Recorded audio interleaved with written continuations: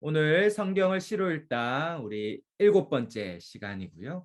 우리 지난 시편을 이어서 오늘은 잠언 우리 지혜에 대해서 우리 함께 살펴보도록 하겠습니다.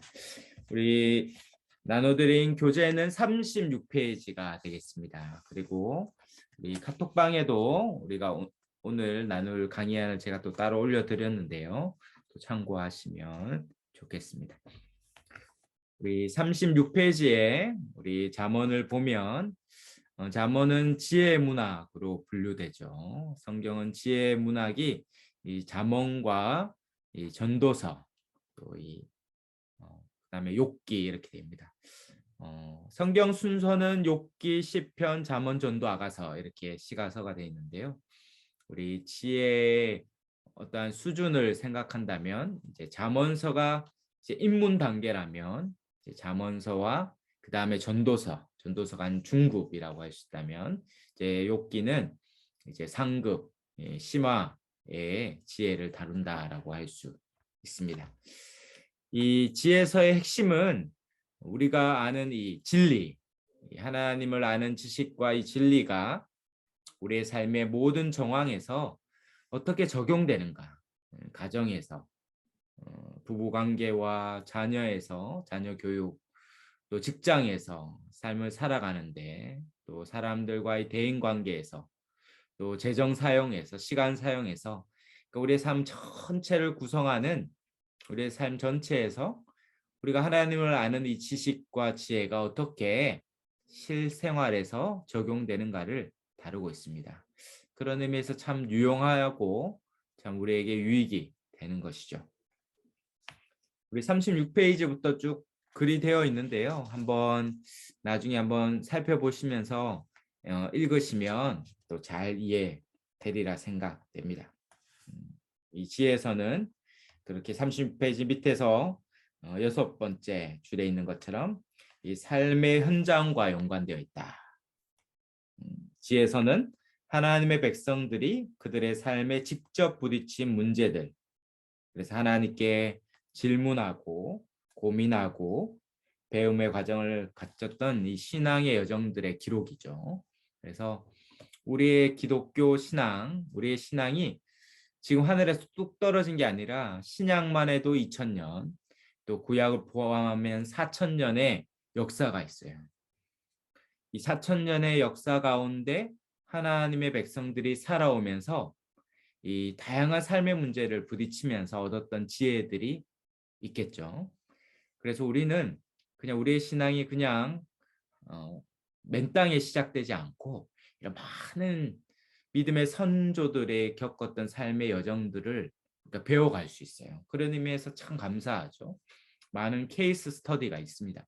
그래서 이런 것들을 배워가면서 우리가 최대한 시행착오를 줄이고 하나님께서 이 땅을 살면서 누리려고 또 약속한 것들을 더 실수 없이 또 돌아가지 않고 누릴 수 있습니다. 그래서 36페이지부터 37페이지 넘어가는 이 하나님의 백성으로서 이 땅에 어떻게 살아야 되는가?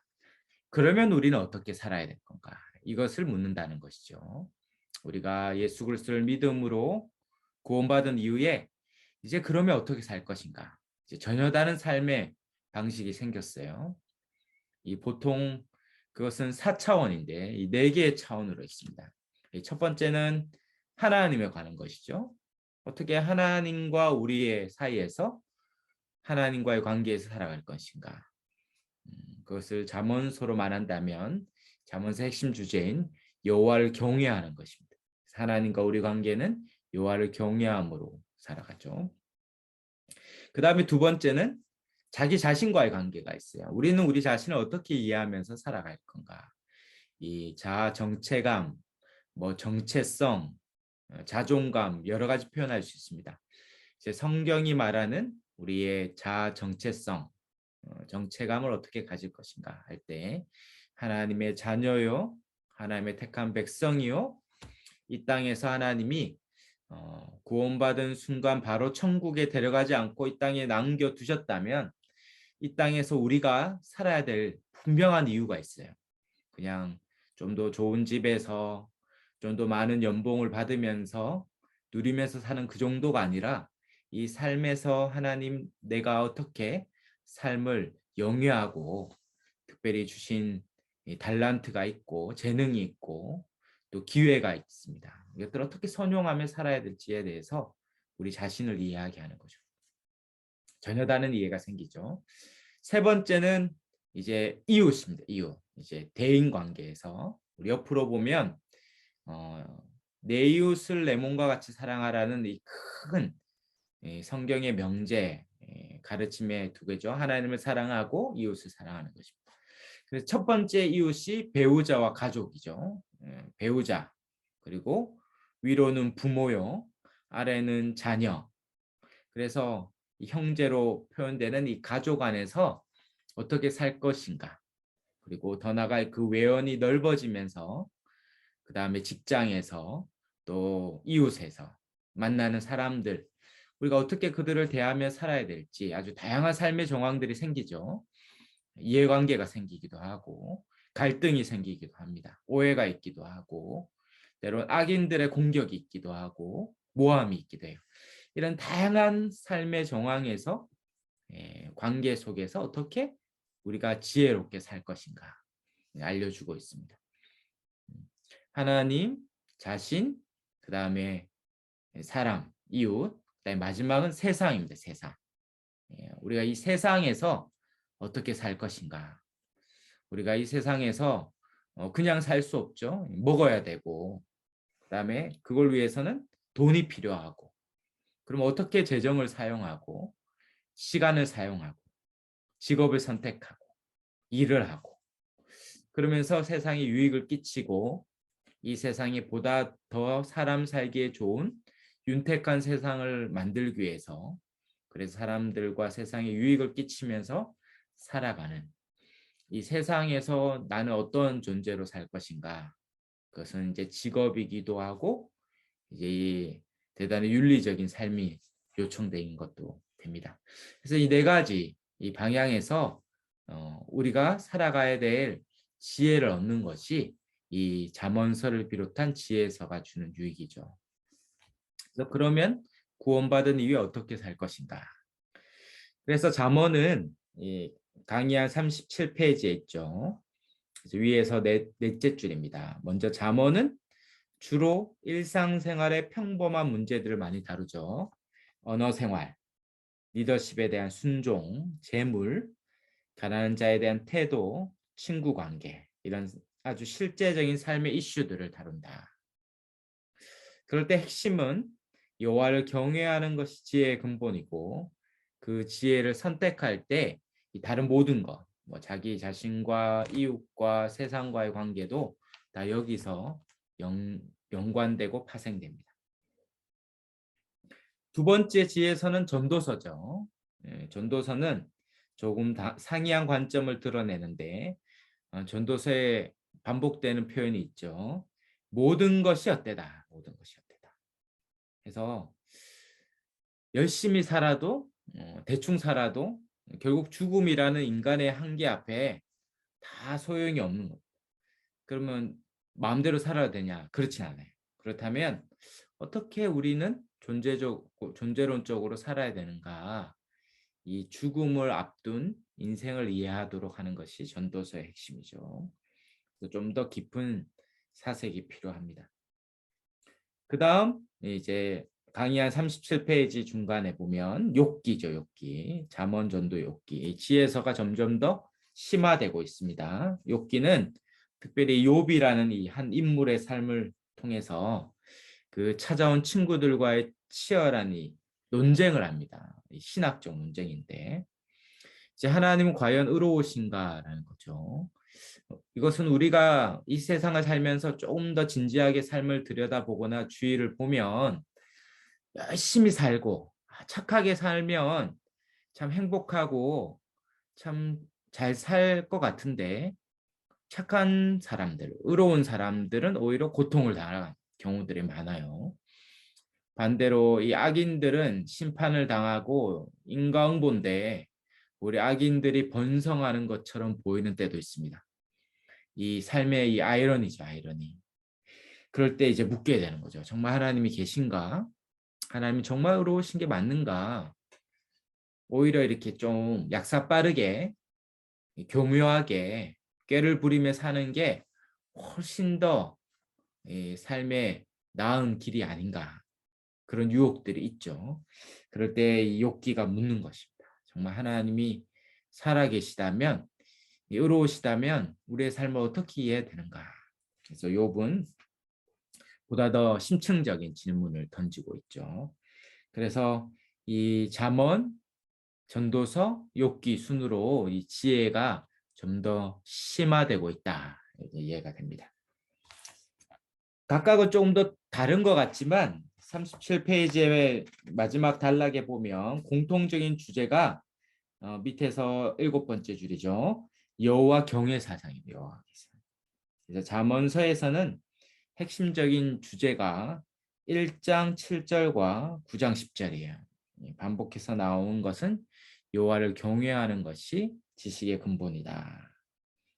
전도서에도 나오죠. 전도서에서는 12장 13절이에요. 일의 결국을 다 들었으니 하나님을 경외하고 그의 명령을 지킬지어다. 여기도 여호와 경외 사상이 나온다. 그다음 강의 한 37페이지에 넘어가서 욥기에도 시작에 분명히 나오죠. 1장 1절과 8절, 2장 3절에 욥을 평가하기를 욥이 온전하고 정직하여 하나님을 경외하며 악에서 떠난 자 이렇게 말합니다. 이렇게 여호와를 경외한 자가 고난을 당하죠. 그러면 이것은 어떻게 이해해야 되는가 할 때 하나님을 경외하는 신앙인이 더 깊은 신앙의 훈련의 과정들을 우리도 이해하도록 초청하고 있습니다. 그래서 이런 큰 지혜의 그림을 가지고 우리가 잠언과 전도서와 이제 욥기를 이해하도록 하겠습니다. 특별히 잠언의 구조에서 잠언이 이제 1장에서 9장이 구분돼요. 그래서 앞부분이고 1장에서 9장의 원리를 알려줍니다. 원리. 이제 우리가 앞으로 볼 텐데 이 원리를 배우고 10절부터 이 31절까지는 그 원리가 삶의 다양한 정황에서 적용되는 거예요.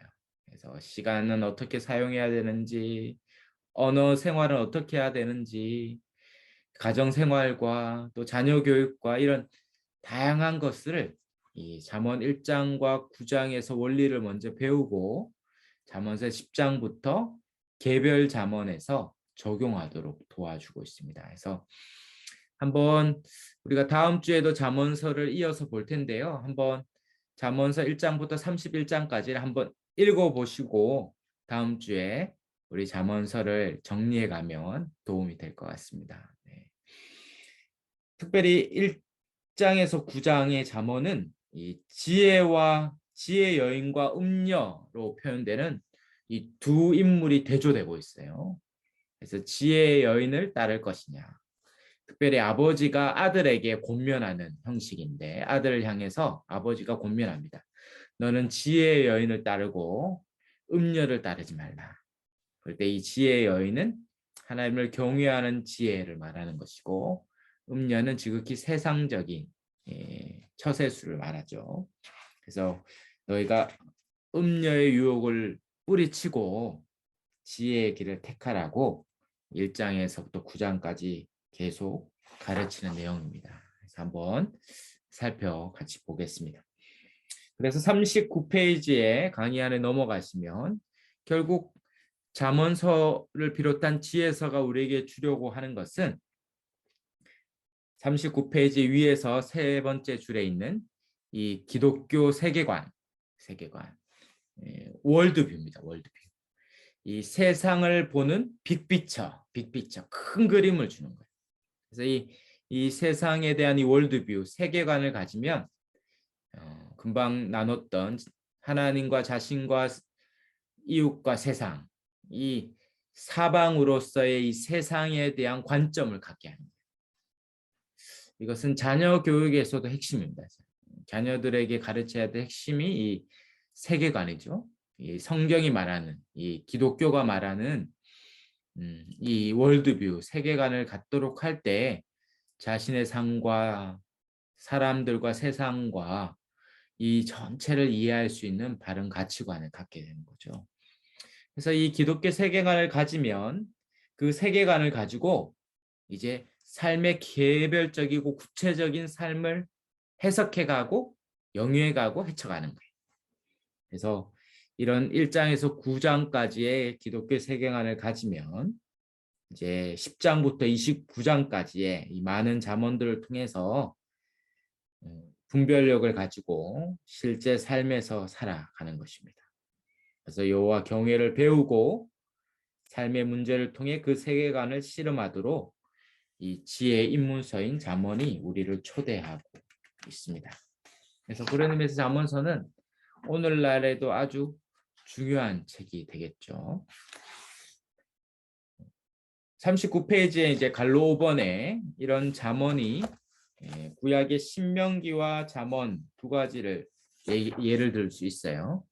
그래서 40페이지에 넘어가면 신명기는 어떤 거냐면 우리가 이제 성경에 매개서 했는데요. 이제 창세기부터 창출 내 민신이죠. 민수기까지 많은 하나님의 율법을 가르쳐 주셨어요. 토라죠, 토라, 율법. 하나님의 언약 백성으로 살아야 될 원리들을 쭉 알려주시고 율법을 주시고 어떻게 합니까? 신명기 와서는 그 원리대로 이제 곧 약속의 땅에 들어가니까 너가 약속의 땅에 들어가서 이 배운 원리대로 살아야 된다 이렇게 가르치는 것이 신명기입니다. 그래서 언약 백성으로서 어떻게 살아야 될지를 신명기가 알려주고 있다면 이제 잠언은 이것들이 모든 살아가는 세대, 시대마다 다 적용되도록 가르쳐주고 있어요. 그래서 신명기는 이 가나안 백성으로서 가나안 땅에 들어가는 언약 백성으로서 국한된다면 잠언은 훨씬 더 넓은 범위에서 보편성을 가져요. 그래서 모든 시대마다 모든 대상들마다 다 적용되는 것이 잠언입니다. 그래서 어떠한 단순히 역사적인 정황을 주지 않고 일반적인 원리를 다 가르쳐줘요. 그래서 시공간을 넘어서 어느 시대나 어느 장소나 다 적용되도록 우리에게 가르쳐주는 것이 잠언이라서 잠언서는 21세기를 사는 저와 여러분에게도 아주 유용한 것입니다. 아주 이미 많은 잠언을 알고 계실 텐데 지금도 뭐 변함없이 잘 적용되는 것이죠. 그래서 잠언을 통해서 우리는 구체적인 삶의 지침과 통찰을 얻을 수 있다라는 것입니다. 그래서 42페이지까지 이제 나머지 부분을 한번 쭉 읽어보시면 잘 이해가 되실 것 같고요. 그래서 잠언서를 한번 오늘날 우리에게 주시는 이 삶의 구체적인 원리로 우리가 다 받을 수 있겠습니다. 이어서 한번 나눠드린 강의안 올려드린 그 카톡방에 올려드린 강의안을 볼 수 있으면 보시고요. 제가 또 화면을 공유해서 같이 보도록 하겠습니다. 네. 네. 네, 강의안 잘 보이시나요? 네. 네. 화면이 글자가 화면이 작으신 분은 글자가 작아서 좀 어려울 수 있을 것 같은데요. 제가 천천히 하도록 하겠습니다. 우리 먼저 잠언서 1장 1절에서 7절 이게 잠언서 전체 서론이고 청사진인데 성경이 있으시면 우리 성경을 펴서 한번 같이 읽을까요? 그래도 같이 읽으면 좋을 것 같습니다. 1절부터 잠언 1장 1절부터 7절까지입니다. 7절. 네, 같이 읽겠습니다.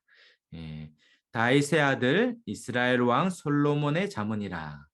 이는 지혜와 훈계를 알게 하며 명철의 말씀을 깨닫게 하며 지혜롭게 공의롭게 정의롭게 정직하게 행할 일에 대하여 훈계를 받게 하며 어리석은 자를 슬기롭게 하며 젊은 자에게 지식과 근신함을 주기 위한 것이니 지혜 있는 자는 듣고 학식이 더할 것이요 명철한 자는 지략을 얻을 것이라. 잠언과 비유와 지혜 있는 자의 말과 그 오묘한 말을 깨달으리라. 여호와를 경외하는 것이 지식의 근본이거늘 미련한 자는 지혜와 훈계를 멸시하느니라. 아멘. 네. 네, 잠언서 1장 1절에서 7절은 잠언 전체의 서론일 뿐만 아니라 특별히 1장부터 9장의 핵심적인 내용을 다루고 있습니다. 그래서 우리가 시편도 시편 1편과 2편이 이 150편까지 이루는 전체의 핵심적인 주제라 했죠. 복 있는 사람은 그리고 시편 2편에 이 하나님의 아들인 이 메시아에 대한 가르침 이 두 가지 큰 이 복과 메시아에 대한 이 두 가지 주제가 시편 전체에 흐르고 있다면 이 잠언도 특별히 1절에서 7절 그 중에 핵심이 7절이죠. 이 7절의 핵심 주제를 가지고 잠언서 전체가 흐르고 있다라고 볼 수 있습니다. 먼저 1장 1절에 보면 다윗의 아들 이스라엘 왕 솔로몬의 잠언이다 이렇게 나오죠. 그래서 먼저 잠언이라는 말은 이제 히브리어로 마샬입니다. 마샬. 그래서 쉽게 이해하면 격언이나 교훈이죠. 교훈. 오늘날도 수많은 경언들이 있습니다. 뭐 한번 내뱉은 말은 엎드려진 물과 같다. 이것도 우리가 삶에 참 지혜를 주는 격언이죠. 물이 쏟으면 한번 쏟은 물이 주워 담을 수 없듯이 한번 내뱉은 말도 주워 담을 수 없죠. 그러니까 말에 신중해야 된다. 이 교훈을 주죠. 이런 격언이나 교훈을 주듯이 이 잠언서는 그런 삶의 다양한 정황에서 주는 교훈이나 격언이다. 그 저자가 이제 두 번째 나오죠. 이 솔로몬이다 이렇게 나옵니다. 솔로몬. 솔로몬은 솔로몬이 이 모든 잠언을 쓰지는 않았죠. 그래서 우리 강의한 43페이지에도 있듯이 솔로몬이 크게는 잠언 1장에서 24장까지 쓰고요. 성경책 25장에 한번 볼까요? 잠언 25장에 보면 1절에 뭐라고 얘기합니까? 25장 1절에 보면 이것도 솔로몬의 잠언이요 유다 왕 히스기야의 신하들이 편집한 것이니라. 그래서 실제로 솔로몬의 잠언이 많지만 솔로몬의 잠언만 있는 건 아니에요. 히스기야 왕 때에 수많은 신하들이 당시에 있었던 잠언들, 격언들을 다 모아서 편집한 것이 25장부터 쭉 있습니다.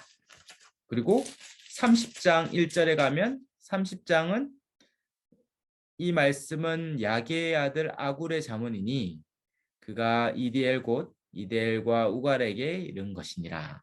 그래서 이것은 아굴의 잠언이 또 있고 31장은 이제 현숙한 여인으로 유명한 잠언이죠. 31장 1절은 누무엘 왕이 말씀하신 바 곧 그의 어머니가 그를 훈계한 잠언이라. 그래서 누무엘 왕이 잠언이에요. 그래서 잠언서는 솔로몬이 다 기록한 건 아니지만 시편이 다윗이 다 기록한 건 아니지만 우리가 다윗의 시라고 신약에 가면 시편을 향하여서 다윗의 시다 이렇게 통칭하듯이 대표 인물이죠. 그런 것처럼 잠언도 솔로몬이 다 기록한 건 아니지만 솔로몬이 잠언 전체를 대표하는 인물이기 때문에 솔로몬의 잠언이다 이렇게 말할 수 있습니다. 우리 구약 성경에 열왕기상을 보면 어떻게 왕상입니다. 왕상.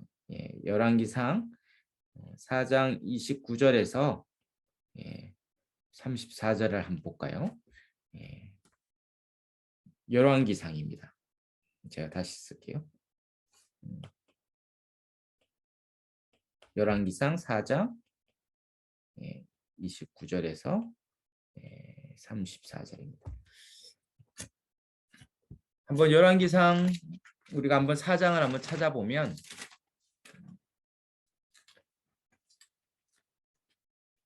이렇게 기록하고 있죠. 제가 읽어보면 열왕기상 4장 29절에 하나님이 솔로몬에게 지혜와 총명을 심히 많이 주시고 또 넓은 마음을 주시되 바닷가에 모래같이 하시니 솔로몬의 지혜가 동쪽 모든 사람의 지혜와 애굽의 모든 지혜보다 뛰어나지라. 그는 모든 사람보다 지혜로워서 에스라 사람 에단과 마을의 아들 헤만과 갈고레과 다르다보다 나음으로 이 사람들은 이제 당시에 지혜롭다고 불렸던 인물들이죠. 그의 이름이 사방 모든 나라에 들렸더라. 그가 잠언 3,000가지를 말하였고 그의 노래는 1,005편이고 그래서 쭉 해서 34절에 사람들이 솔로몬의 지혜를 들으러 왔으니 이는 그의 지혜의 소문을 들은 천하 모든 왕들이 보낸 자이였더라. 그래서 솔로몬이 이 지혜 그 당시에 가장 지혜로운 자로 불렸고 그래서 사방에서 이 대표적인 인물이 이제 시바 여왕이었죠. 그래서 지혜를 들으러 오는. 그래서 솔로몬이 그런 지혜를 많이 말했고 그것들을 다 모아서 편찬한 것이 잠언서다라고 할 수 있습니다. 그런데 이 솔로몬의 잠언인데 뭐라고 얘기합니까? 이스라엘 왕이다 이 표현을 두죠. 이스라엘 왕이라는 건 언약 백성의 대표예요, 대표. 그래서 이스라엘 왕이라는 것은 언약 백성의 왕으로서 이 믿음의 눈으로 이 잠언을 말한 거예요. 단순히 이 잠언이 우리의 삶에 좀 더 유익하고 윤택하게 만드는 처세수를 가르쳐 주는 게 아니라 이 땅에서 언약 백성으로서 어떻게 지혜롭게 살아야 되는가를 알려주는 것입니다. 그래서 지혜는 뭡니까? 지혜는 하나님과 관련돼 있어요. 하나님과 관련돼 있을 때 모든 삶이 다 지혜로워지는 것입니다. 그래서 하나님을 떠난 지혜와 지식은 잠깐 처세술로서는 유용할지 모르지만 근본적으로는 그 삶을 유익하게 만들지 못합니다. 우리가 믿음의 눈으로 우리의 삶을 이해할 때만이 우리의 삶을 가장 지혜롭게 만드는 것을 얻게 된다. 이제 알려주고 있습니다.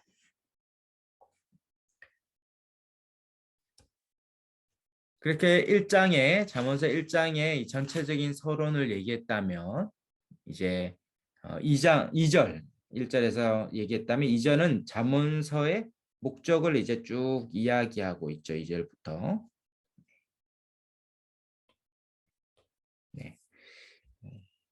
특별히 1장 2절에 먼저 보면 이는 지혜와 훈계를 알게 하며 그 다음에 명철의 말씀을 깨닫게 하며 이 두 가지로 구분되죠.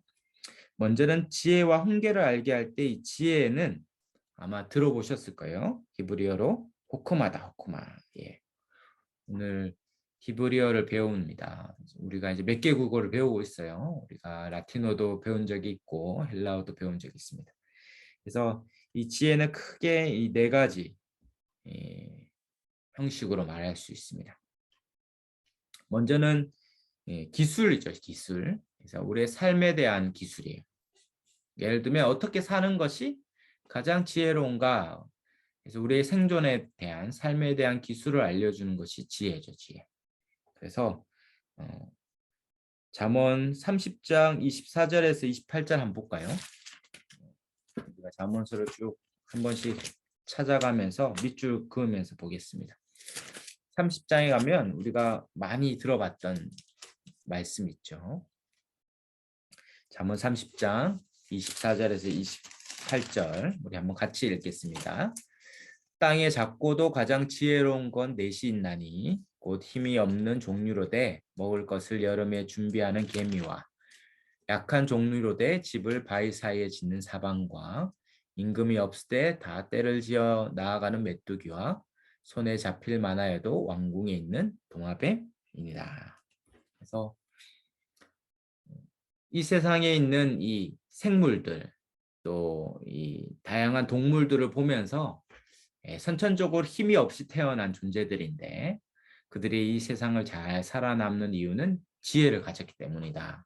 그래서 그 동물들이 사는 지혜를 보고 나태하고 게으르게 살지 말고 개미를 통하여서 지혜롭게 앞날을 준비하는 것들을 배우라. 이런 지혜를 얘기하는 것이죠.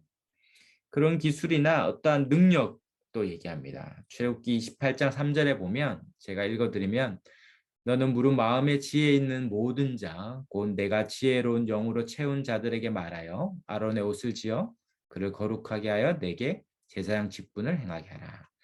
이런 아론의 옷을 만드는 이 기술, 지혜가 있는 거죠. 그런 능력이 있기 때문에 이 지혜로운 자다 이렇게 얘기합니다. 그래서 어떠한 한 분야에서 할 수 있는 능력을 가진 자도 지혜로운 자죠. 그래서 낭비하지 않고 재료들을 허비하지 않고 지혜롭게 잘 선용해서 효과적으로 만들어낼 수 있는 기술을 가진 사람, 목수나 재봉사나 이런 사람도 지혜로운 자다 이렇게 말할 수 있습니다. 두 번째 여기서 말하는 지혜는 행정적이고 사법적인 기술을 말합니다. 특별히 이 지혜로운 자를 수령으로 세우라는 것이나 잘 아시는 솔로몬이 열왕기상 3장에 왕이 될 때 하나님께 무엇을 줄까 물었을 때 지혜를 달라 하죠. 그래서 솔로몬이 원했던 지혜는 다스리는 지혜였어요. 왕으로서 잘 다스리는 좋은 통치자가 되기 위한 지혜를 달라라는 것을 구했습니다. 그 다음에 세 번째 지혜의 범주는 관계적인 기술을 말하는데 이 3번이 잠언서의 가장 핵심적인 지혜를 말합니다. 지혜는 뭡니까?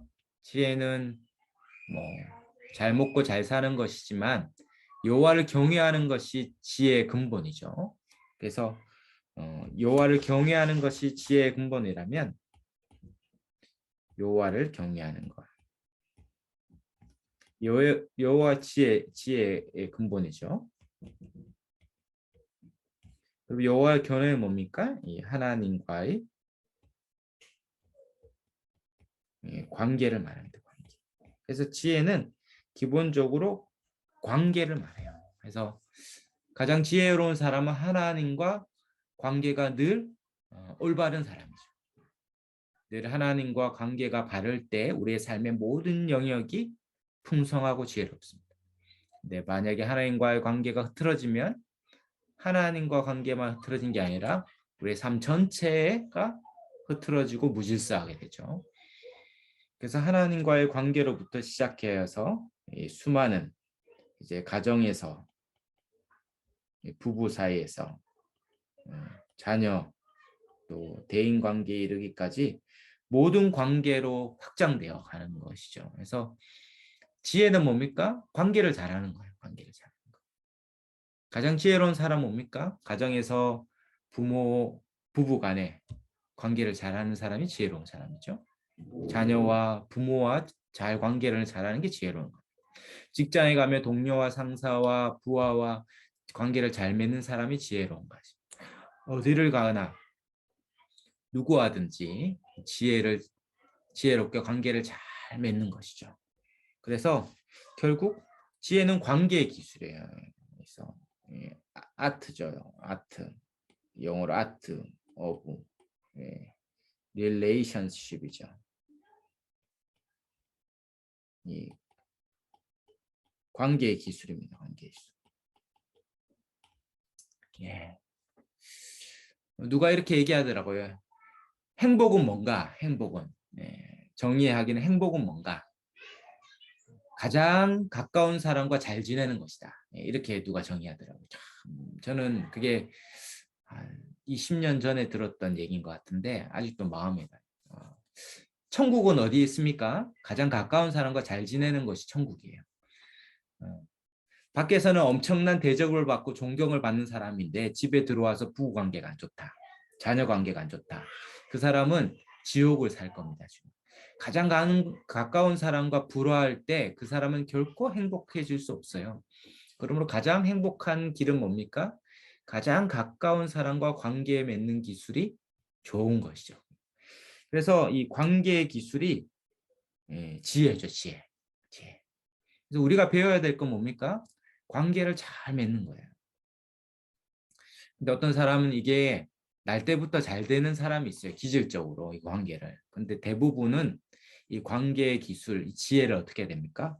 배워야죠. 배워야 돼요. 알아야 됩니다. 지혜를 알게 하며 그러니까 배워야 되는 거죠. 배움이 딱 필요합니다. 우리는 지혜를 어떤 지식이라고 생각하거든요. 그래서 뭔가 주식에서 수익을 내는 지식, 이 지혜다. 부동산을 해서 돈을 많이 버는 것도 지혜죠. 뭐 이런 게 다 지혜인데, 그러나 지혜의 핵심 뭡니까? 관계를 잘 맺는 것을 배우는 것입니다. 그걸 배워야 한다는 거죠. 부부 관계를 잘 맺는 걸 배워야 합니다. 예, 결혼식을 준비하지 말고 결혼을 준비해야겠죠. 어떻게 부부 관계를 잘 맺는가? 애가 생기면, 이제 아이가 생기면 놓으면 엄마 아빠가 되는 게 아니고 자녀를 잘 키우는 걸 배워야 돼요. 자녀와 관계를 잘 맺는 것, 사춘기에 들어간 자녀와 잘 관계를 맺는 것, 장성한 자녀를 잘 맺는 것. 자녀들에게 뭘 가르쳐야 되겠습니까? 자녀들에게 가르쳐야 될 핵심적인 지혜와 지식은 관계 기술이죠. 관계 기술. 어떻게 수학 점수를 잘 맞는지도 가르쳐야 되겠죠. 영어 점수를 잘 맞는 것도 가르쳐야 되고, 좋은 대학 가는 것도 가르쳐야 되는데, 가장 잘 가르쳐야 될 핵심적인 지혜는 뭡니까? 관계 기술을 가르쳐야 돼요. 어릴 땐 첫 번째 관계는 누구와 관계를 맺습니까? 부모잖아요, 부모. 그래서 첫 번째 가르쳐야 될 가장 핵심적인 교육의 내용은, 자녀 교육의 내용은 부모가 어떤 존재인가를 가르쳐야 되는 거죠. 하나님 안에서, 그래서 하나님의 관계를 맺는 신앙 교육을 시키면서 그들에게 가르쳐야 될 핵심적인 것은 하나님이 부모를 왜 주셨는가? 자녀에게 부모와의 관계를 맺는 걸 가르쳐야 됩니다. 그렇게 관계 기술을 가르치는 것이 핵심적인 교육의 내용이 되어야 되는 것이죠. 저와 여러분도 뭘 배워야 되겠습니까? 이 관계 기술을 배워야겠죠. 관계. 그래서 이 관계를 잘 맺는 것이 어려우면 관계를 잘 맺는 분에게 찾아가서 도움을 받으셔야 돼요. 어떻게 이게 관계를 잘 맺는지. 나는 왜 관계가 자꾸 오해가 생기고 불화가 생기고 다툼이 생기는지, 그런 일들이 자주 있다면, 또 한 번씩 있다면 우리가 이 지혜를 배워야 돼요. 그래서 그 지혜가 이 잠언에 있습니다. 그래서 잠언을 통해서 이 관계 기술을 배워야 되고, 또 이 지혜가 있는 분들을 교회 안에, 또 믿음의 선배들을 주위에 관계 기술이 잘 배울 수 있는 분들을 찾아가서 배우셔야 돼요. 그래서 다른 사람과 좋은 관계를 맺는 것들을 배울 때 엄청난 삶의 지혜를 얻고 또 삶이 풍성해지죠. 네 번째 또 지혜는 뭡니까? 우주 전체의 질서예요. 우주 전체의 질서라는 것은 물리적인 질서와 사회적 질서와 도덕적 질서를 포함하는 것입니다. 물리적 질서는 뭐냐면 온 우주가 어떻게 돌아가는지, 특별히 뭐 우리의 신체에 대해서도 배워야겠죠. 우리의 몸에 대해서도 배워야 되는 것입니다. 어떨 때 우리가 아픈지, 몸과 영혼은, 우리는 전인격이 이어져 있습니다. 그래서 몸이 아프고 연약해지고 코로나나 감기에 걸리면 신앙생활이나 영적 생활이 다 불가능하죠. 그러니까 이 물리적인 질서를 배워야 돼요. 일찍 자고 일찍 일어나고, 좋은 음식들을 때를 따라 먹고, 또 좋지 않은 음식들을 가려내고, 그런 이 물리적인 질서, 더 나아가서 이 세상 자연의 질서를 배워야겠죠. 산에 오른다, 등산을 한다면 산에 대한 물리적인 질서를 배워야 됩니다. 근데 어떤 사람은 무모하게 산에 올라가서 조난을 당하거나 생명의 위협을 얻기도 하죠. 그러나 어떤 사람은 산에 대한 이 물리적인 이 세상과 자연에 대한 질서를 알기 때문에 그는 동일한 어려운 상황에서 그는 생명을 잃지 않아요. 그러니까 이 세상과 이 물리적인 자연과 우리 몸과 이런 질서와 법칙을 무시하지 말고 배워야 하는 것이다. 그래서 우리는 이런 것들을 경험적인 거나 이런 지식이 있는, 이런 지혜가 있는 사람들을 통하여서 배워야 하겠죠. 또 사회적인 질서를 배워야겠죠. 우리가 신앙으로 삶을 다 영위한다고 해서 경제적인 이 사회적인 질서를 배우거나 이 전체 사회가 돌아가는 질서를 모르면 안 됩니다.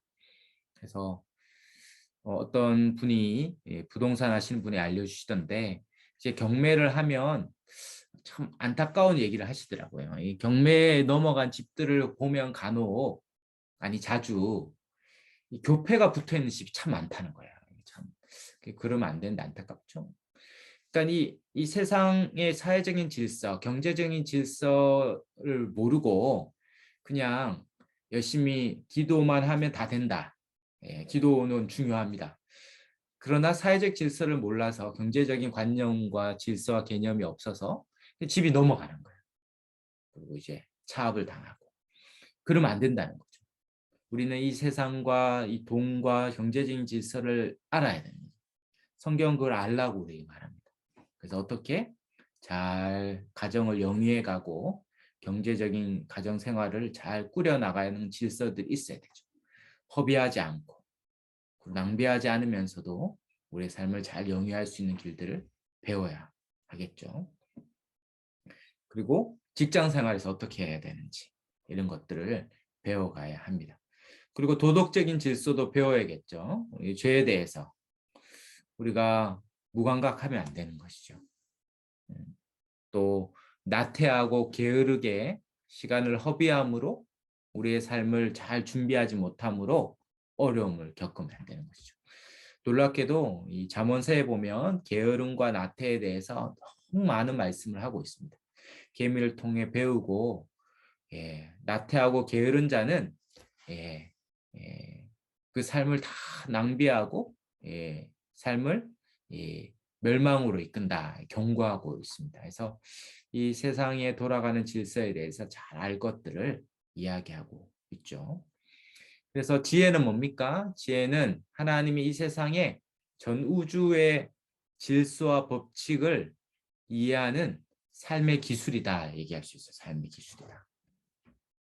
이 온 우주에 하나님께서 이 세상의 법칙과 원리를 주셨어요. 이 세상의 법칙과 원리는 신자와 불신자에게 다 해당되는 것입니다. 그래서 이 세상의 법칙과 원리를 잘 배우면 신앙이 좋든 신앙이 없든 상관없이 이 세상에서 어느 정도 윤택하게는 살아갈 수 있어요. 구원은 못 받을 수 있지만 삶을 영위하는 데에서는 지혜를 얻고 결과를 얻을 수 있죠. 그래서 하나님이 이 세상에 법칙과 원리를 주신 이거를 보통 일반 은총이다. 일반 은총이 되는 표현을 쓰거든요. 그러니까 일반 은총이란 건 일반적으로 신자나 불신자나 예외 없이 하나님이 주시는 은총, 은혜예요. 비를 주시는데 가뭄에 신자들에게만 비를 주시고 불신자 밭에나 논에는 비를 안 주면 다 예수님을 믿을 텐데 하나님 그렇지 않다는 거예요. 일반적으로 신자나 불신자나 다 비를 주시고 햇빛을 주시죠. 그리고 이 세상을 살아갈 때 일반적인 삶의 법칙과 질서를 부여한 것들을 알면 부자가 되기도 하고 또 삶을 윤택하게 살기도 합니다. 그러므로 우리가 이 세상에 살아갈 때는 이 믿음 플러스 세상의 법칙과 원리들을 아는 삶의 기술을 알아야 된다라는 거예요. 잘 따라오고 계십니까? 네, 괜찮습니까? 네. 그 다음에 훈계죠, 훈계. 훈계는 뭡니까? 이 무사르라는 히브리어인데 교정하고 징계하는 것을 말합니다. 그래서 잘못된 것을 교정하거나 징계함으로 바로잡는 거예요. 그래서 잠언서 22장 15절이죠. 잠언서 22장 15절에 한번 찾아볼까요? 잠언 22장 15절을 한번 같이 읽겠습니다. 아이의 마음에는 미련한 것이 얽혔으나 징계하는 채찍이 이를 멀리 쫓아내리라. 아이의 마음에는 미련한 것이 얽혔다. 이 말은 아이는 기본적으로 미련하고 어리석어요. 아이가 가만히 두면 좋은 것을 선택하냐? 그렇지 않아요. 그렇지 않아요. 뭐 저희 집 얘기는 아닌데 다 여러분 집 얘기잖아요. 저희 집 얘기고 애들이 좋은 것을 선택하는 경우는 거의 없어요. 거의 없어요. 성경은 아이들은 죄 가운데 태어나거든요. 그래서 아이를 보고 천사 같다, 너무 이쁘다. 네, 영적인 눈이 열려야 됩니다. 천사 같은 죄인이죠. 그래서 아이는 이게 기본적으로 미련한 것을 택하기가 쉬워요. 분별력이 없습니다. 분별력이 없어요. 예. 그러므로 반드시 징계라는 훈계라는 그 잘못을 교정하고 바로잡아주는 것이 반드시 필요한 거죠. 그래서 어떠한 질서 잡힌 교육과 가르침이 반드시 요구되는 것입니다.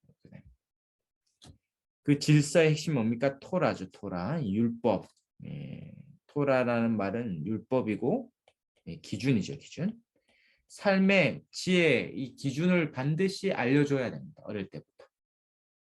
그래서 자연 발생적으로 태어나면서 어리석음은 타고나지만 지혜는 가르침을 통해 얻어요. 그래서 훈계를 통해서 잘 가르쳐야 합니다. 우리가 1장 잠언서 1장 2절에 보면 네, 이는 지혜와 훈계를 알게 하며 명철의 말씀을 깨닫게 하며 이렇게 말하죠. 그래서 지혜는 자연스럽게 주어지는 것이 아니라 알아야 되는 내용이 있고 또 깨달아야 될 내용이 있습니다. 그래서 지혜는 네, 말씀을 깨닫는 것에서 오죠. 말씀을 깨닫는 것에서. 그래서 지혜는 이 말씀을 깨달음에서 옵니다. 그래서 지혜는 사물을 연구하거나 이 세상을 관조하거나 살피는 데서 오는 게 아니고 개미를 이렇게 가만히 연구하면 개미를 통해서 지혜를 얻는 게 아니라 일부분을 얻을 수 있죠. 그러나 핵심은 이 말씀을 통해서 이 세상을 말씀이란 프리즘을 통해서 이해할 때 지혜를 얻는 것이죠. 지혜를 얻는 것. 그래서 우리가 우리 스스로 지혜롭게 되거나 자녀들이나 지혜롭게 만들기 위해서 해야 될 핵심이 뭐냐면 말씀을 가리키는 것입니다. 말씀을. 특별히 잠언을 가리키는 것이 중요하겠죠. 그래서 말씀을 가르쳐서 이야기함으로 지혜를 얻도록 합니다. 그런 의미에서 잠언은 대단히 이 내용, 잠언의 이 지식 자체를 전달하는 것을 중요하게 여깁니다. 이건 오늘날 교육 방식과는 좀 다를 수 있어요. 오늘날은 이렇게 서로 상호 대화하면서 이렇게 스스로 뭔가 지식을 얻도록 도와주는 이런 과정을 밟도록 하는데요. 그러나 성경은 기본적으로 먼저 이 말씀을 가르쳐야 한다 합니다. 언어학에도 이 사람이 사고하는 아이가 이게 사고하는 지식을 얻는 데는 자기가 가진 이 단어, 언어의 개수로 사고한다는 거예요.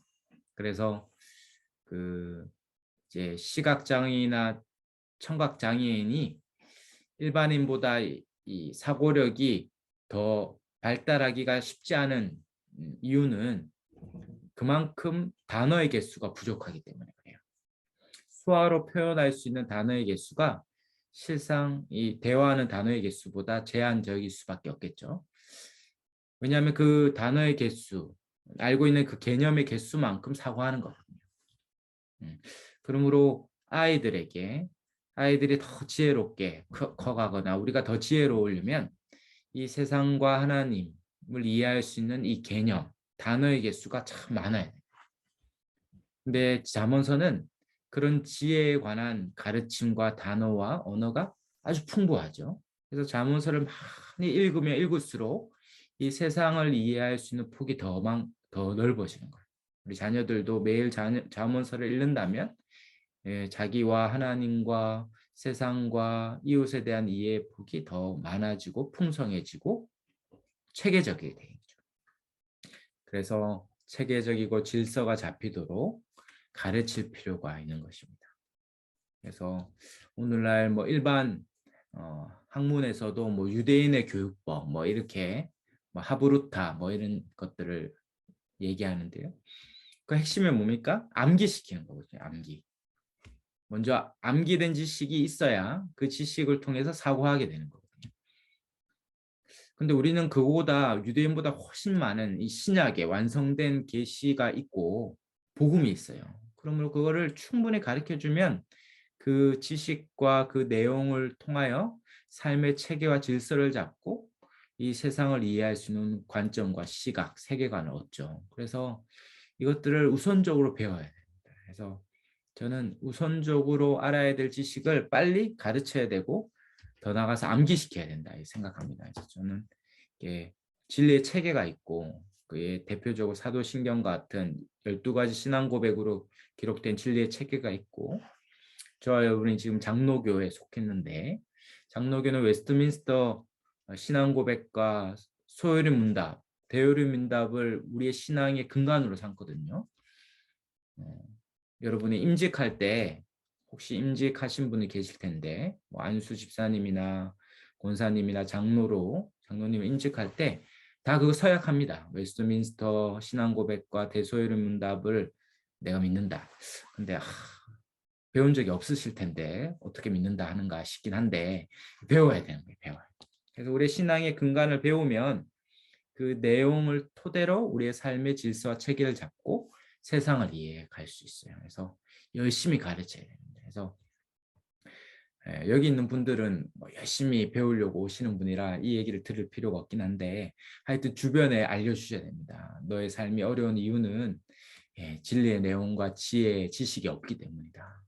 지식이 없어서 백성이 망한다 그러잖아요.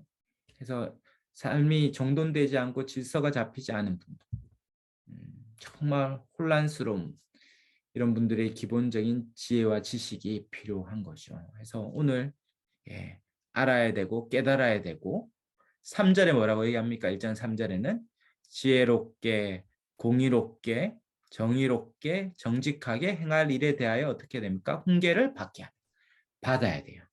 받게 하면. 그래서 훈계를 받아야 됩니다. 그래서 우리는 먼저 이 지혜를 배우는 학생이 되어야 돼요. 그래서 수동적으로 이것을 먼저 받아야 합니다. 열심히 먼저 쌓아야 채워야 거기에서 뭔가 일어나는 거예요. 특별히 뭡니까? 여기에 행할 일에 대하여 훈계를 받죠. 그래서 우리의 삶의 모든 살아가는 행함에 대한 지혜와 지식을 배우고 받아야 되는 거죠. 그래서 잠언서를 통해서 우리는 삶의 다양한 정황 가운데 주어지는 다 구체적인 그런 다양한 지혜들을 먼저 배우고 받아야 될 필요가 있습니다. 그럴 때 이 지혜롭게 행하는 효과를 낳게 되죠. 이런 훈계들을 받음으로 우리의 삶을 지혜롭게 행하게 됩니다.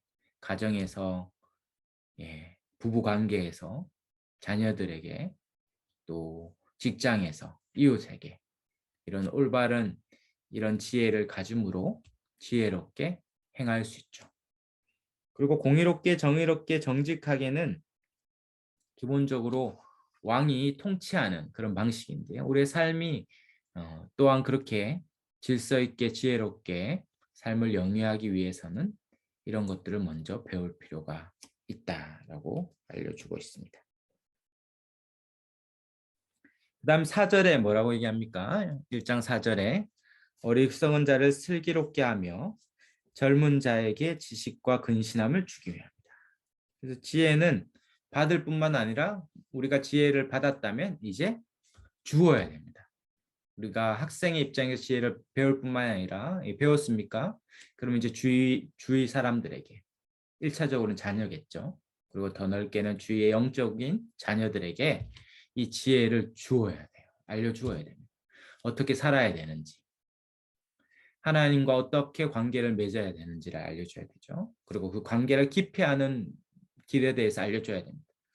더 나아가서 가정의 부부관계, 자녀를 어떻게 잘 키워야 되는지 몰라요. 세상은 모릅니다. 그냥 자녀를 성공시키는 방법은 알지만 자녀가 행복하게 살게 하는 지혜는 세상에 없어요. 그걸 알려줘야 되죠. 알려줘야 돼요. 그리고 자기의 삶을 행복하게 영위하는 길도 몰라요. 그래서 그것을 우리가 알려주어야 되죠. 그래서 어리석은 자를 슬기롭게 만들어야 됩니다. 여기서 어리석다라는 이 히브리어가 페타임이라는 히브리어인데요. 이 미숙하거나 순진한 상태를 말해요. 그래서 잠언에 말하는 이 어리석음을 크게 네 가지로 말할 수 있는데요. 첫 번째는 미숙한 거예요. 젊고 미숙한 거예요. 예. 이 미숙한 것은 1차적으로는 지적으로 미숙합니다. 이렇게 그렇게 사고하고 선택하는 생각이 없어요. 우리가 볼 땐 그게 너무 당연한 그 상황에서는 A가 아니라 B를 선택하는 게 지혜로운 게 너무 당연한데 그는 선한 것 선택하지 못하고 악한 것을 선택해요. 선한 생각과 악한 생각이 있으면 당연히 선한 생각을 따라가야 되는데 이거를 분별할 줄 몰라요. 그래서 미숙하기 때문에 악한 생각을 금방 따라가죠. 답답하죠. 그런 분들을 보면. 그러니까 그런 미숙한 자들에게 슬기롭도록 지혜를 가르쳐야 됩니다.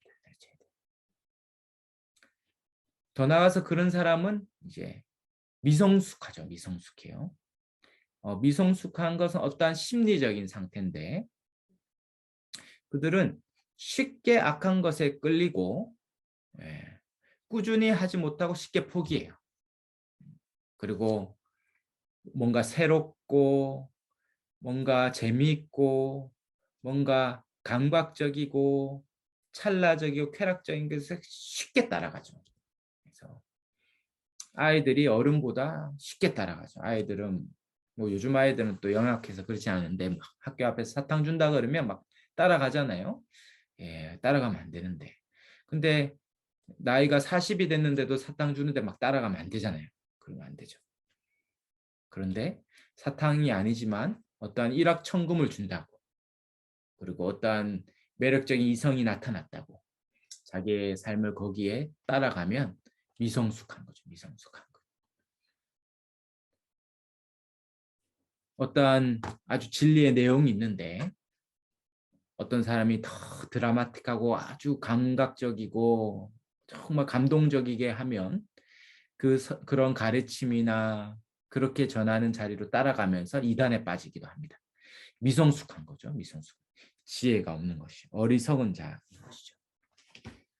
또 다른 어리석음이 있는데 이 완고한 겁니다. 이거는 더 안 좋은 형식입니다. 완고함은 뭡니까? 어떠한 지혜로운 가르침이 오는데 그것에 대해서 거절하는 거죠. 자기 것이 옳다고 전혀 다른 사람의 비판과 다른 사람의 개선에 대한 가르침을 거부하는 것입니다. 대단히 독단적이고 이미 자기가 모든 것을 다 알고 있다. 그리고 자기 자신의 판단 외에는 다른 사람의 견해를 듣지 않는 것. 그것이 어리석은 자의 아주 대표적인 특징이다. 이렇게 얘기합니다. 그 완고한 자에 대해서 잠언서가 많이 말하죠. 그래서 잠언서 완고한 자를 보면 12장 15절에 보면 이렇게 말합니다. 미련한 자는 자기 행위를 바른 줄로 여기나 지혜로운 자는 공고를 듣는다. 미련한 자, 어리석은 자의 특징 뭡니까? 자기 행위가 바르다. 내가 생각하고 판단하고 결정하는 게 바르다고 얘기해서 다른 사람이 뭐 얘기해도 전혀 개선하거나 바꿀 생각이 없어요. 어리석은 자죠. 지혜로운 자는 뭡니까? 공부를 즐겨 듣습니다. 정말 오픈 마인드예요. 누구든지 얘기할 수 있고 자기의 의견을 언제든지 바꿀 수 있어요. 그것은 줏대가 없는 게 아닙니다. 더 나은 견해와 더 나은 가르침이 있다면 언제든지 그것을 취할 수 있는 것. 그게 지혜로운 자죠. 또 15장 5절에도 있어요. 잠언서 15장 5절에 보니까 아비의 훈계를 업신여기는 자는 미련한 자요 경계를 받는 자는 슬기를 얻을 자니라. 어리석은 자녀의 특징이 뭡니까? 아비의 훈계, 부모의 훈계를 업신여기죠. 받지 않아요. 자라나면 자라날수록 배우는 거 뭡니까? 부모님이 지혜롭다 이런 걸 많이 배우는 것 같습니다. 저희 부모님, 어머님, 또 저희 장모님 참 기도하는 권사님이신데 제가 훨씬 더 학력이 높거든요. 어머님은 때로 뭐 초등학교 졸업하고 더 배우지 못한 경우도 있는데 근데 너무 지혜로워요. 그 앞에 목사가 머리를 조아릴 만큼 참 지혜로운 것입니다. 어리석은 자는 그 모든 기회를 다 잃어버리죠. 예, 이 청소년기의 아이들이 가장 문제는 뭡니까? 이 아비의 훈계와 어미의 가르침을 업신여기는 거예요. 그래서 뭐라고 얘기합니까?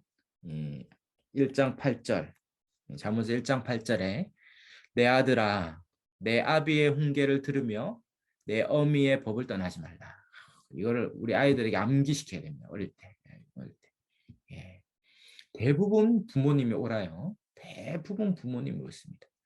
결정적인 것 빼고는 대부분 옳아요. 대부분. 그래서 아비의 훈계를 들으며 어미의 법을 떠나지 않아야 합니다. 그것이 자녀들을 지혜롭게 하나님이 부모에게 주신 권위에 순종하고 순복하는 것, 이것을 가르치는 것이 자녀를 지혜롭게 양육하는 첫 번째 길이죠. 마지막 네 번째 경우는 가장 희망 없는 종류인데 바로 거만한 것입니다. 거만. 이제 오만이죠. 오만. 라틴어도 휴브리스입니다. 휴브리스. 예. 그래서 제가 이러면 안 되겠다 싶어서 암기를 했는데 휴브리스, 오만이죠. 천상천하 유아독전이에요. 자기가 다 안다.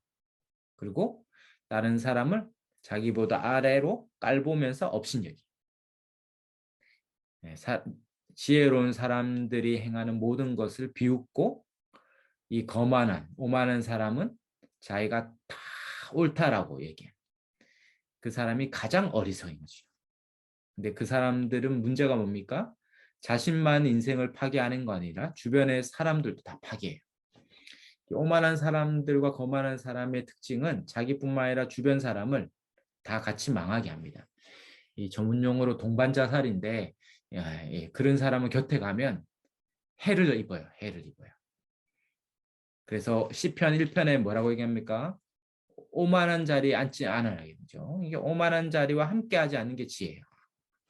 그래서 뭐라고 얘기합니까? 시편에서는 아니 잠언에서는 22장 잠언 22장 10절 잠언 22장 10절에 보니까 거만한 자를 쫓아내면 다툼이 쉬고 싸움과 수욕이 그치느니라. 우리의 삶의 지혜 아닙니까? 참 이 어리석은 사람, 특별히 이 거만한 자가 있으면 거기에는 늘 다툼이 쉬지 않고 있어요. 그 사람만 떠나면 거기에 평화가 안 있습니다. 그래서 이 거만한 자는 단순히 어리석은 정도가 아니라 더 나아가서 도덕적으로 결함 있는 사람이에요. 도덕적으로. 남을 깔보고 하대하는 도덕적으로 타락하고 신앙이 없는 자의 특징이죠. 그래서 이런 자는 가까이 하지 않는 것이 지혜다. 알려주고 있습니다. 그러므로 1장 4절에 뭐라고 합니까? 어리석은 자를 슬기롭게 하겠죠. 슬기롭게. 그래서 이 슬기롭게 하는 슬기가 히브리어로 아마입니다. 아마. 그래서 다른 번역에서는 이제 교활한 간사함으로 번역되기는 하는데 긍정적인 의미에서 덕과 악덕을 모두 가리키는 중립적인 의미에서 숙련됨, 능숙함, 전문성. 그래서 훈련을 해야 돼요. 훈련. 이 어리석은 자 이들에게 훈련을 통해서 지혜롭게 만들어야 되죠. 그래서 우리가 잘 아는 뱀처럼 지혜롭고 비둘기처럼 순결할 때 뱀은 기본적으로 사탄, 약한 존재지만 그러나 그들에게 이 슬기로 표현되는 지혜를 배워야 된다. 지금 알려주고 있잖아요. 지혜. 그래서 이 슬기는 무조건 나쁜 것이 아니라 이런 숙련됨과 능숙하고 전문성을 가진 그래서 적절한 비판에 자신을 바꾸고 그리고 삶의 모든 상황에 서서 적절히 대처해내고 전문성을 가지고 문제를 해결해내는 이런 슬기로운 지혜를 가져야 되죠. 그래서 아이들에게도 단순히 그냥 암기시키지 않고 살아가는 삶에 얼마나 많은 문제들과 다양한 문제들이 닥칩니까? 그것을 슬기롭게 문제를 해결해낼 수 있는 자로 키워가는 것. 그것이 지혜다. 예, 알려주고 있습니다. 그 다음 1장 5절에 보면 지혜 있는 자는 듣고 학식이 더할 것이요 명철한 자는 지략을 얻을 것이다. 예. 잠언은 단순히 어리석은 자, 차절에 얘기하는 것처럼 4절에 어리석은 자가 슬기롭게 되고 지혜롭게 되기 위해 필요한 게 아니라 지금 지혜 있는 자에게도 여전히 필요해요. 지혜 있다라는 사람도 더 듣고 더 플러스 돼야죠. 플러스 알파가 있습니다. 그래서 잠언은 어리석은 자뿐만 아니라 지혜로운 자까지 모든 사람들에게 필요하죠. 그러니까 더 지혜로울 필요가 있고 더 명철할 필요가 있습니다. 그래서 어리석은 자가 지혜롭게 될 뿐만 아니라 지혜 있는 자는 더 지혜롭고 명철하기 위해서 잠언은 우리에게 꼭 필요한 것이다. 그 다음에 6절에 뭐라고 얘기합니까? 잠언의 비유와 지혜 있는 자의 말과 그 오묘한 말을 깨달으라 얘기합니다. 이 잠언에는 비유가 있죠. 그리고 지혜 있는 자의 말이 있고 오묘한 말이 있어요. 그러니까 금방 알아들을 수 있는 내용도 있지만 그러나 쉽게 구별되지 않고 오묘한 내용들도 있어요. 그래서 단순하고 직설적인 잠언뿐만 아니라 지혜로운 사람이 곱씹어 깊이 생각할 깊이 있는 내용도 있죠. 그래서 우리가 이 잠언서를 한 번 읽고 다 알았다 그러지 않고 곱씹고 반복해서 깊이 생각하고 연구할 필요가 있습니다. 얼마나 많은 지혜의 가르침이 있습니까? 다 알 수가 없어요. 우리가 평생을 알아도 다 알 수가 없습니다. 그러니까 매 순간마다 끊임없이 반복해서 우리 잠언서를 통해서 더 많은 지혜와 그 깨달음들을 얻기에 힘써야겠죠.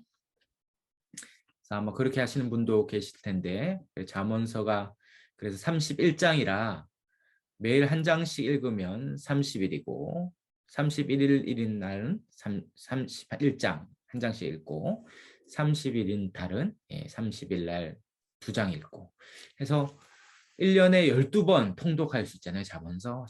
만약 그렇게만 할 수 있다면 우리가 이것을 진짜 실천할 수 있다면 참 지혜로운 자가 되겠다는 생각이 있습니다. 그리고 더 나아가서 할 수만 있다면 시편이 150편인데요. 하루에 5장씩 읽으면 30일이면 150편이잖아요. 그래서 만약에 시편을 하루에 5편씩 읽고 잠언서를 매일 한 장씩 읽을 수 있다면 1년에 시편과 잠언을 12번 통독하는 겁니다.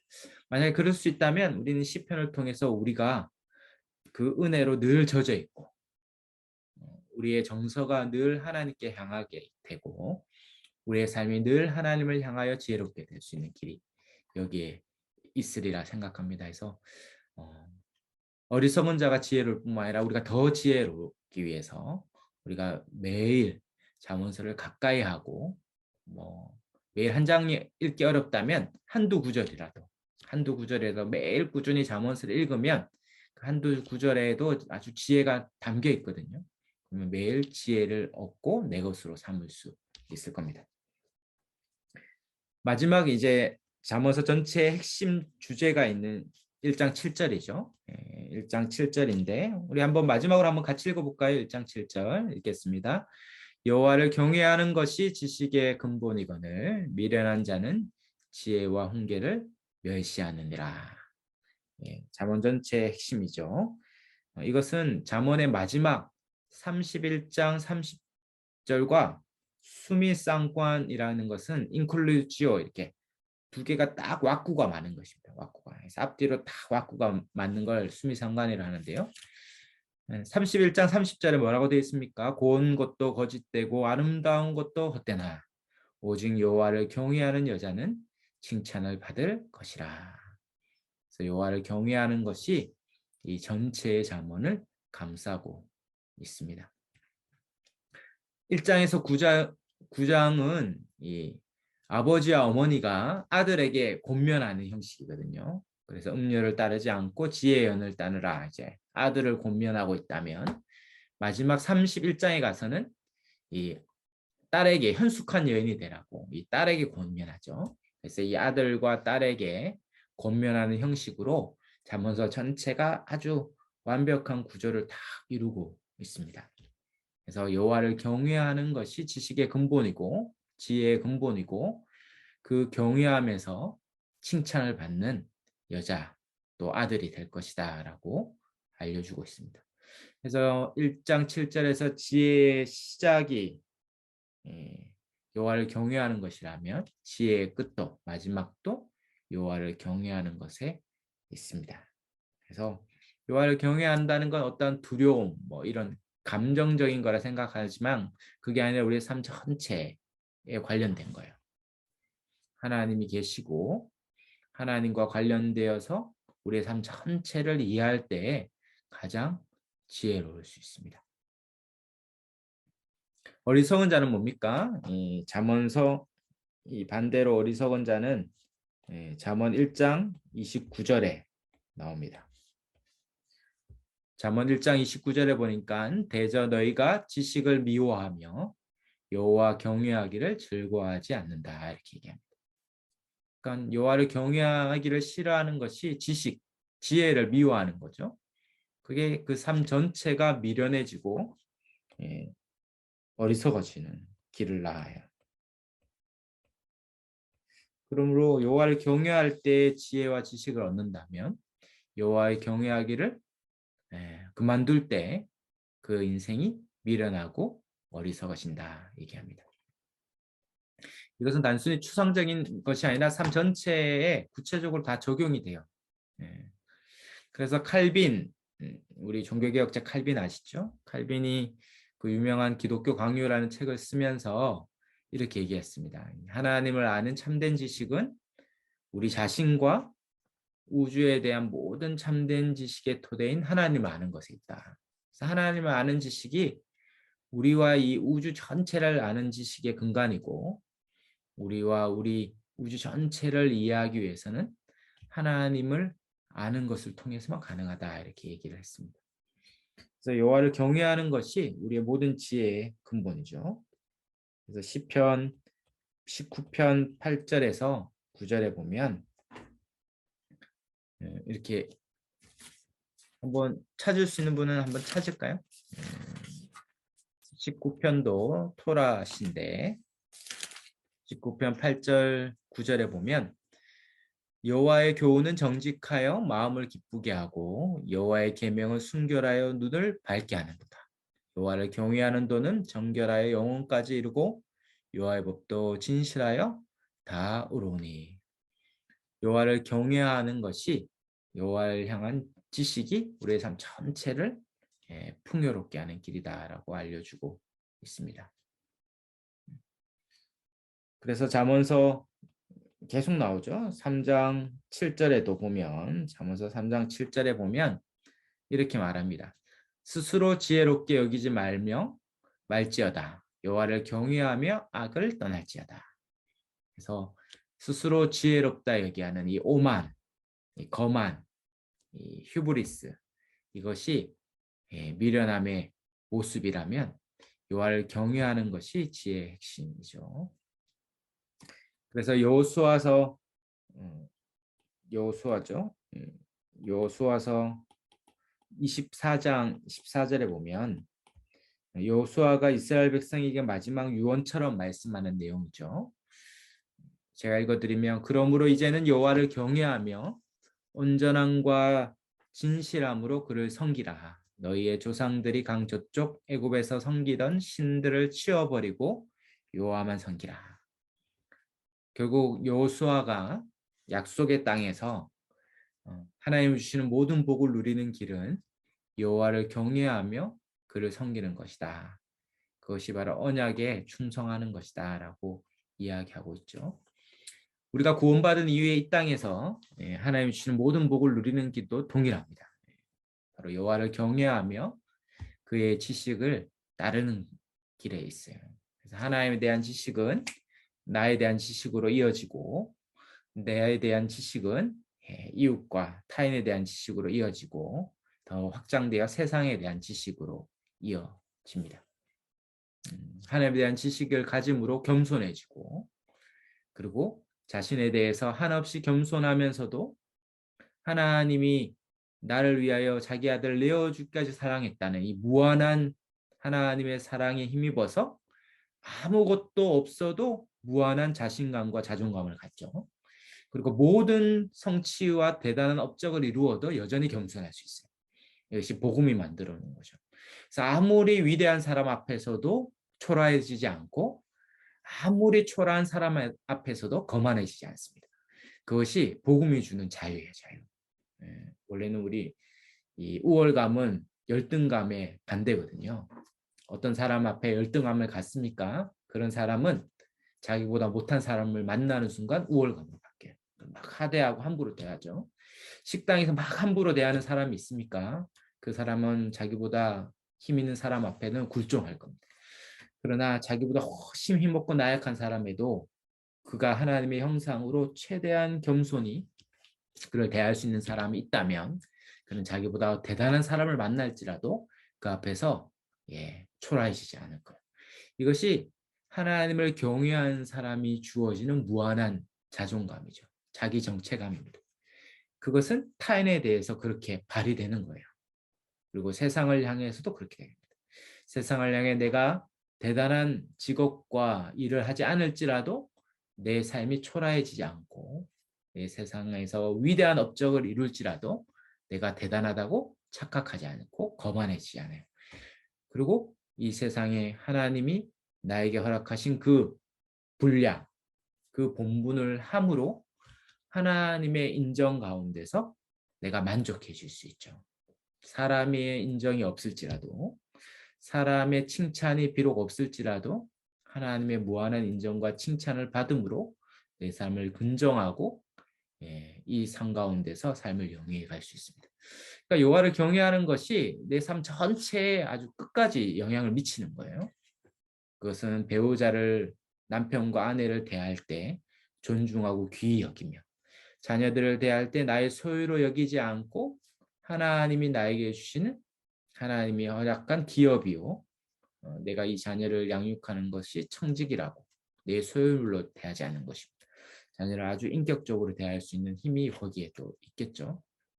그리고 자녀의 성공과 불행, 성공과 업적이 자기의 것이냐 그렇게 하지 않는 그런 삶의 모든 이해가, 그 지혜가 여호와를 경외하는 것에 다 있습니다. 그러므로 이 여호와를 경외하는 것은 단순히 하나님을 두려워한다는 이 노예적인 두려움이 아니라 크신 하나님, 나의 구원자 하나님을 아는 것에 우리의 삶의 모든 이해가 있는 것이죠. 그리고 결코 나를, 그 십자가의 사랑을 구원했기 때문에 나를 결코 떠나지 않고, 나를 결코 잃지 않고 하나님의 소유된 백성이라는 이 확신에서 무한한 안장감과 내일에 대한 소망 가운데 살아가는 이 원천들, 이것이 다 이 여호와를 경외하는 것에 나온다는 것이죠. 그리고 이 여호와를 경외하는 것에서 나의 시간 사용, 물질 사용, 대인 관계, 이런 모든 것들이 다 나온다라는 것입니다. 그래서 우리가 다음 시간에 이제 구체적으로 하나하나 우리 잠언서를 살펴보면서 어떻게 이 여호와를 경외하는 것들이 삶의 모든 것에 영향을 미치는지 우리가 살펴보면서, 우리 잠언서를 배우면서 우리의 삶이 좀 더 부요해지고 풍성해지고 또 충만해지는, 행복해지는 그런 저와 여러분이 다 되시기를 바랍니다. 그렇게 될 줄 믿습니다. 네, 오늘 우리 잠언서 우리 첫 시간 같이 나눴는데요. 감사한 시간이 됐던 것 같습니다. 우리 시간이 좀 지났지만 그래도 한번 같이 기도하고 마칠까요? 우리 하나님, 이런 지혜를 우리에게 달라고 한번, 너무 멋지지 않습니까? 사모할 만한 지혜인데 우리 여호와를 경외함으로 하나님 향한 모든 지혜와 지식의 부여함이 주께 있는데 그것을 다 달라고, 그래서 그 지혜를 받아서 나에게 주시는 이 모든 복된 삶을 누리고, 이 복이 나만 아니라 흘러가서 우리 가정에 남편과 아내, 자녀들, 부모님, 또 형제들, 이웃들, 또 직장과 또 내가 가는 곳곳마다 어떠한 관계 속에서도 내가 분내지 않고 또 약해지지 않고 어리석지 않고 교만하지 않고 거만하지 않고 미련하고 어리석지 않고 아주 지혜롭고 정말 현명하고 명철하며 우리 삶의 모든 기술이 아주 자유자재도로 발휘되어서 어느 곳에 가든지 그곳에서 정말 복을 누리고 평화의 통로가 되고 또 하나님 주시는 은혜를 누리는 그런 지혜로운 삶이 되게 하시고 나를 통해서 그렇게 가정과 삶이 다 지혜가 흐르는 삶이 되게 해달라고 우리 한번 그런 기대와 소망을 가지고 우리 지혜의 근원 되신 하나님께 우리 한번 후속을 열어서 우리 주님 한번 찾고